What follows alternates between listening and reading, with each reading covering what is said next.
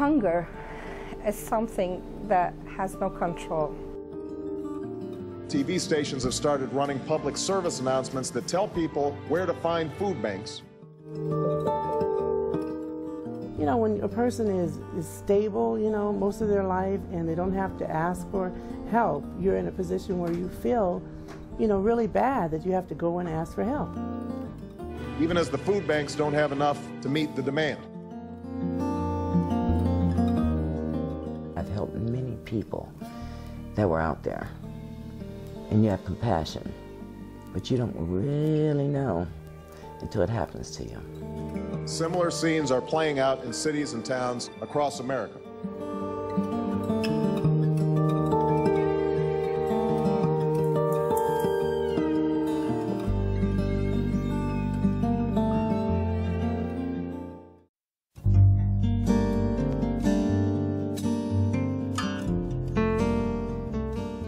My sister and I were staying in hotels on Van Buren, and it's not fun. It was something I wish nobody ever would experience. You could see people selling drugs out the window.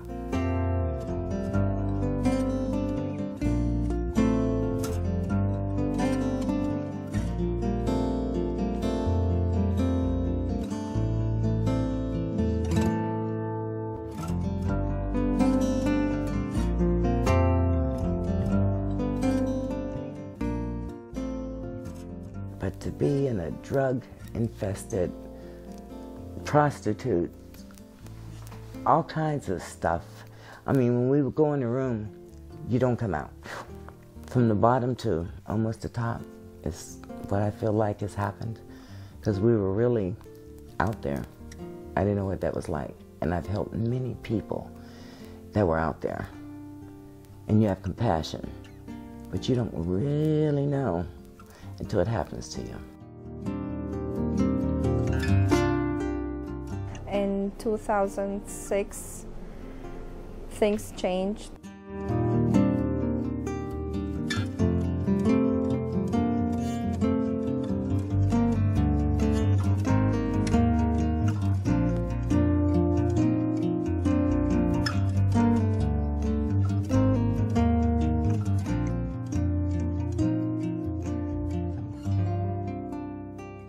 The terrorists came to our area, and we suffered hard from the terrorists. My husband was kidnapped. My daughter almost got kidnapped twice, the oldest, and the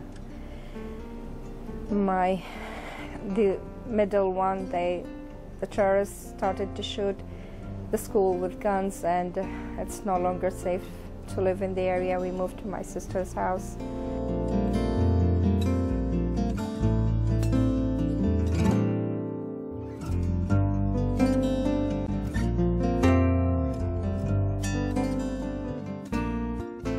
We were in the bus, and the terrorists attacked the bus. Me and my son was in the front, and the lady beside me, she had a bullet in her knee to the left, and my son to the right, and I couldn't protect him with my body on the person in my hand.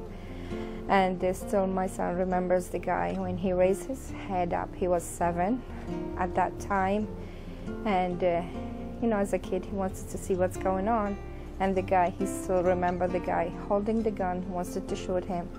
But the guy beside him, he pulled his hand and he said, the American troops are on the way now. So they ran away, and the bullet went in underneath us and broke in something in the car.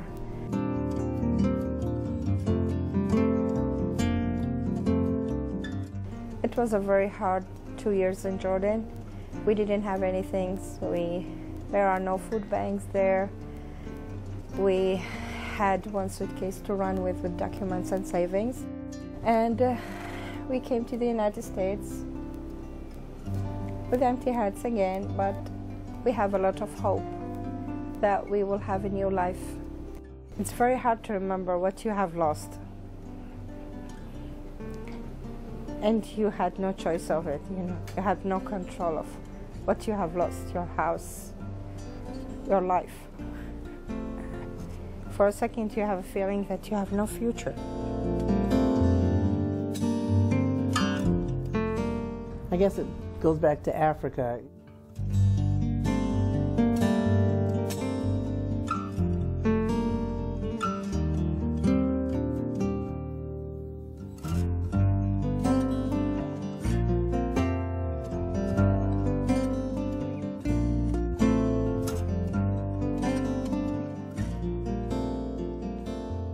Coming back from Africa, when I first came back here, I didn't have income or anything like that. I was starting all over again. My husband was still in Africa because he decided not to come back.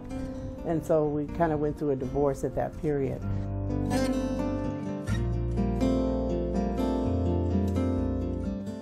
We had owned a house and a car, and all those things we gave up when we left here, going there to settle there and to supposedly stay there, live there. And coming back, I had to start all over again, so it was a very low point. It's like, you know, starting from scratch. And I mean, we didn't have the transportation, so I had to get around on the buses and learn the bus system, and it was difficult.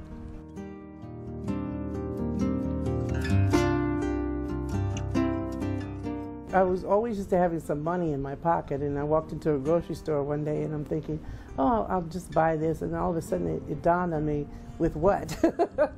You know, that's how bad it was. I mean, it was like, you know, just knowing that you have that money, feeling that security, and then realizing it hadn't really hit my brain yet that the security wasn't there anymore.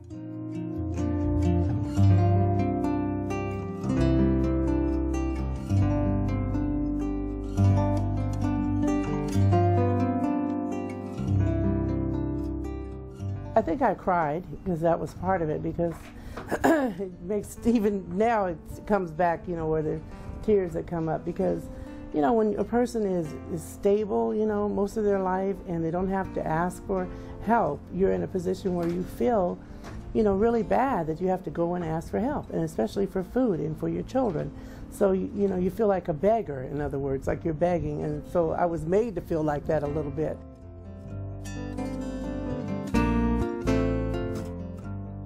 We had to seek out food banks for help with food temporarily in between waiting to get on food stamps and waiting to get a job and things like that. So when I did go to a food bank, I found that there was a lot of food I couldn't eat because of religious restrictions.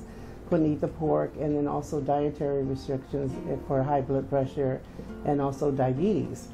So, and there was no concern in those areas because I think it was just a matter of feeding people. So I was told in kind of a nice, nasty sort of a way that beggars can't be choicy, and I found that that was very degrading and it was hurtful. And I thought that, you know, if I ever do find myself in a position where I could help, I would like to help people in this area with food and not and have the understanding of how they feel when they come in and ask for that.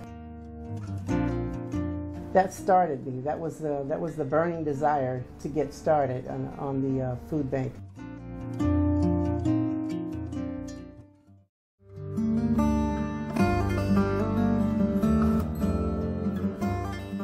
There was a reporter, Peter Ortiz, that was his name, really nice young man. I told him my desire to start a food bank, and what I was doing at that time was helping families through my home. They would call me if they needed help with food and with housing and all of this, and I had a lot of different resources. So people started calling me at home about families who needed help with food.